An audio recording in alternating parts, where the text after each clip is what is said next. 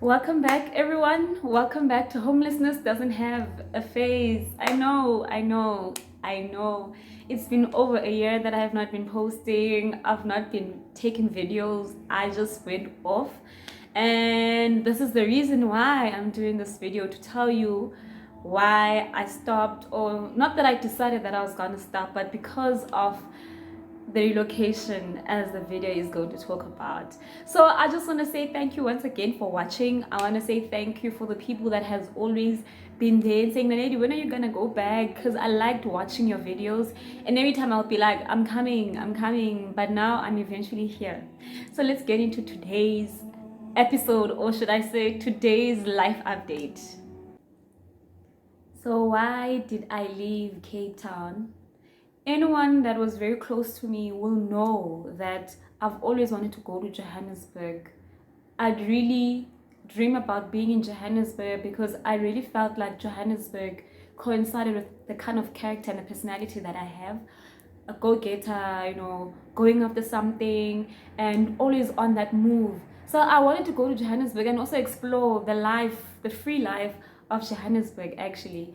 So I made the conscious decision a very while back. However, because of the whole COVID-19, it interrupted so many things. Because I don't know if many of you do know, but while I was at UCT, I was funded by the Department of Social Development Scholarship Program. So what happens is that after you've graduated, they're supposed to place you in wherever the offices are. Well, I would have been placed in Cape Town. However, there's a backlog, so they still graduates from 2014 that has still had not been, employed. So I decided, what, I want to go to Joburg and start a life this side with my career this side. So what happened is that I got a job during the COVID-19. I got a job as a counselor in one of the German companies, and I had a contract for 6 months, which was going to be ending in November last year. So I made the decision that actually let me relocate. I know that I have this job until the end of November. So I was like, no, let me go for it. So I saved enough for me that when I move 1st November to Johannesburg, I would at least have 2 months extra to provide for myself. Now, what do I mean by that? So many of you think that I relocated to Johannesburg because I already had a job, or I already had something set to the side, and I didn't. Trust me, I did not have anything settled. The only thing that made me to move, I can say my motivation, was the fact that I got accepted into Wits University for my postgrad studies, and I also got a res. However, I did not have the funding for that. So I got accepted but did not have the funding. So I decided, you know what, no, let me go to Joburg, because then I'll just find my way. When I'm in Joburg, I'll find funding. At least with this job, the money that I've just saved up, it can at least last me 2 more months with the rent. And that's what I decided. Then I was like, you know what? I'm gone. I applied at this building for me to rent a 12-month contract. Mind you, I don't have a job. I don't have anything. I'm just on the leap of faith that as long as I'm in Joburg and as long as I'm accepted at WITS for my postgrad studies, then it's good for me. And as long as I have 2 months rent set aside, come on, what 2 months can do to me? I'm a hustler. I work hard. I'm a go-getter. So I was like, why not? And I decided, let me go. 31st October, Saturday, I was with my friends celebrating my birthday, but also celebrating more of like a farewell. Came 1st November. 1st November, I took a bus to Greyhound, business class, chilling. I wanted to see, I always take flights, but I wanted to take a bus because then it could give me time to reflect. I'm living Cape Town, where I know, where all my life has been, 29 years, come on. I've never been to another province for me to stay and live and be a resident. So I took a bus, 1st November. I arrived in Johannesburg, 2nd November. It was exhilarating. I was filled with so much emotions of excitement, gladly. Okay, I came, and it was I arranged with the building agency a month before that I was relocating and I'm coming here, paid my rent. So when I got here, well, in Joburg, I'm in Pretoria now. When I got there, I arrived, went to the business building manager. They got my stuff already, so they had to set up my flat. They had not set it up yet. The incompetency in Johannesburg, trust me. Let me tell you something. When it comes to customer service, when it comes to competency and dealing with people, this side, yo, guys, dismal. But anyway, that's besides the point. Okay, I was on that rent, I'm tired, I have to wait for you guys, I have to do all whatever, okay, they they actually ended up calling me the Cape Town lady because apparently I always complain. It's not like I'm complaining, it's just the fact that I paid my rent, therefore I paid it in advance. By this time everything should be just set. The only thing I'm supposed to be getting from you is just my keys. But now I have to wait, cleaners have to go and clean, and that's a whole big thing. But anyway, then they gave me a showroom, for me to relax a bit. I don't know if you saw in the slide where it's already a bed that's already made up. That's their showroom, where courtesy for you to relax while you wait. Anyway, 2 hours, guys, 2 hours while I was there. I get a call. It's a 011 and I answer. How are you? Is this my lady speaking? I'm like, yeah. Like, yes, I'm calling you with regards to an interview that is supposed to be taking place on Friday. Guys, what is today? That day, Monday. 2 hours in Johannesburg, I'm getting a call for an interview on the Friday at a place that, by the way, was just 10 minutes away by drive where I stayed. Is that not God? I mean, come on.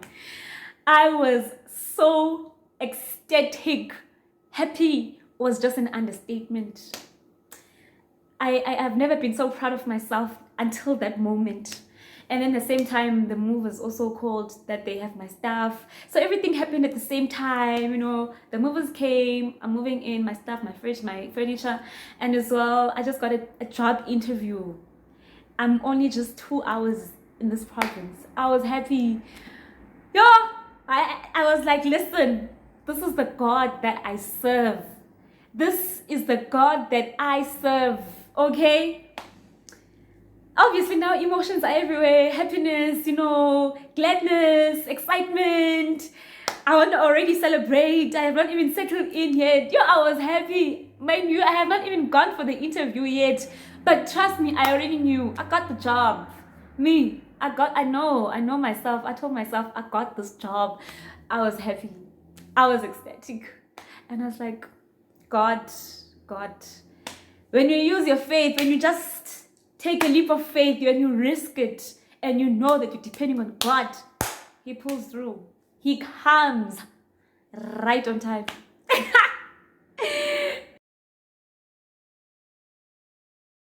Right. So came Friday morning, went to the interview.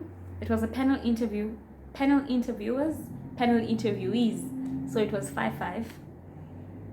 I won't lie, in as much as I know my work, in as much as I know social work, in as much as I know the laws, the books right over there, the acts, obviously in any situation where you feel nervous, you want to do your best. So obviously I was quite nervous, even though I knew that it was panel, because obviously even though we were panel, you still have to answer individually. Which the interview happened, there was a whole selection. This was the Friday, so we had the interview on Friday.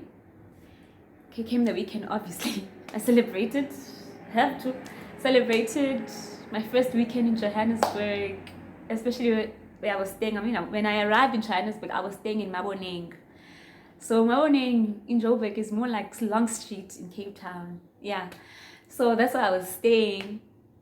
The job interview happened on Friday, came Monday, no call, no update, no nothing. Then came Wednesday, and they called me and they told me that they are busy with the process of the selection and that I should come tomorrow, which was a Thursday, to the Johannesburg offices. And then I got there. When I got there, well, they told us to bring what documents for us to bring. Brought all the documents. And the next thing, we're being signed things. I'm like, why? What's happening? They want our bank details. I'm like, ah, man, I got this job. We got this job with the people that obviously were also there. We got this job. Okay, sign everything. Yo, I was happy now. Bona. I'm here. I've arrived. I'm in Joburg. Got the job. And now I'm thinking, what about vids? I'm like, I'm going to do both. Come January, I'm going to start my postgrad studies. I'm also going to be working at the same time. I mean, I've been working and studying at UCT, and I was also taking my practicals. So I was like, I can do this, you know. I got this. Fine. We got placements. When placement happened, they gave me Pretoria. I was like,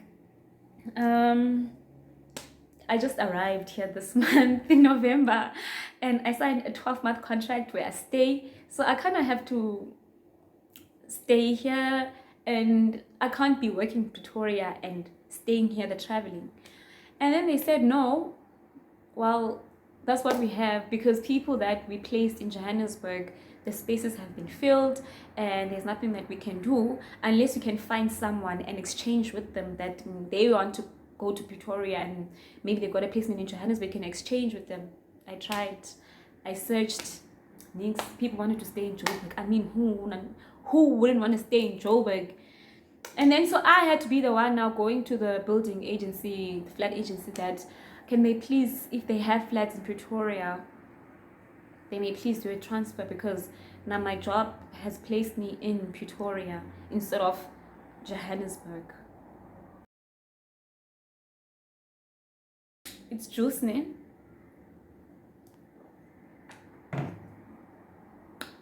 So how I relocated to Pretoria. So we got employed, and then the whole month of December, the whole December we worked. So I had a colleague that we were doing couple. So he used to fetch me where I was staying, and then we drive together to Johannesburg. I mean, from Johannesburg to here, Pretoria. And then after work, we drive back to Johannesburg for the month of December. But then January came, and I got my transfer for me to come and stay this side in Pretoria. So where I'm staying right now, it's the same building agency or flat agency, is the one that I was in Johannesburg when I arrived. So my contract did not have penalties because it's still the same agency. So my transfer was just in tune like that. So with that, I didn't face any problems with regards to flat and penalty and contracts. So I arrived this side on the 1st of February. I relocated once again, had to get movers, bring my stuff all the way from Johannesburg to this side, Pretoria. And that's when I became now what we call a Pretoria Han. Hello. I've been here now, it's now November. It's 11 months, or end of November will be 11 months officially. So I've been this side now. In Pretoria, I've been working in our offices in Pretoria. It's been great, it's been amazing. I mean, so what happened was this. When I got placed this side in Pretoria, they actually placed me in Relocating. So after my colleague and I arrived in Cape Town, in Pretoria Central, after we park at work, I'd still have to take a normal taxi from here to Mamelodi. So Mamelodi, I can say, for example, in Cape Town, you're taking a taxi to Delft. Yeah. So I'll take a taxi from Pretoria Central to Mamelodi, and then from work in Mamelodi, take a taxi back to town, and then in town, get my colleague in Central, then we go back to Johannesburg. It was long. You see how it was tedious. So what happened was this. My supervisor at the time in the offices in Mamelodi, she was like, you travel a lot, and it might be a problem for clients as well. Not only that, but for you. I mean, you're gonna get tired a lot. I mean, you're coming all the way from Johannesburg. You get to Pretoria Central. Pretoria Central, you still have to take a taxi to come this side. And then she was like, no, what I'm gonna do is I'm gonna speak to my managers, see if they cannot place you in Pretoria Central, in our head offices in Pretoria. Well, for me, I didn't mind, because you know, when you're looking for a job, you don't mind. Whatever works. But then she was like, no, I'm gonna do and try. And then that's what she did. And truly, The next day she was like, no, Naledi, I sent your things back to Pretoria Central. That's where you will be. You have to go to our head offices in town, and you're gonna get your new supervisor, and that's where you will be placed, and they will tell you which section you will be. With Pretoria, I was with foster care intake, and now when I went back to Central, I'm a school social worker, so I work with school kids. I work with my kids. They are my kids. So that's why I am. I'm very happy. What I'm trying to get to is the point that everything happened how it was supposed to be, and it's just been God all the way. Honestly, to think that if was like, hey, yes, social work is not yes, it's the same, but then when we are divided into sections now, we meet different people, we meet different cases. So I work with kids. That is like the most vulnerable of our society, and that has made me understand so many things. If you go back to my other videos, you know, I started to be in the system, and now I get to be the advocate for these kids that were in, and some of them in the system like I was. Like, it's a huge thing for me. It's my dream, you know. This is I'm living my dream, and it is my dream, but it is just the beginning. This is just the start. But even the start, it started at a high, which I'm so very much grateful for and happy. Honestly, I am very, very much happy. So that is my life update. I hope it was not too long. So you're gonna see more videos of me. What I'm gonna do is next week I'm gonna start to pick up from there's a lot that I have a lot of content. I mean, I just ran through some of the stuff, but my situation starting this YouTube channel and having the life that I had, childhood, and now having to be actually the one who becomes, you know, the informer, I can say the advocate, the teacher, I become the social worker, I become the case manager with these situations of children or their parents or their families. You know, it's just a reflection.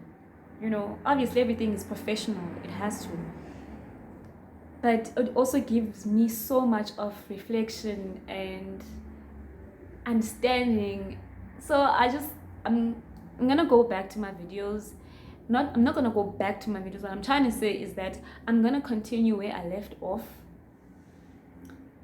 in general, and just understanding or working in my steps from being this child that grew up in a certain way to now being actually the one who gives children their voice where they are voiceless, where I get to be a pioneer for them, and how much amazing it is, and that how I feel and how I've changed, or I have grown in a very short space of time. I mean, come on, it's very short, but trust me, it feels like I've been doing this. So I really hope that you enjoyed, and that you'll be back next week for my next video.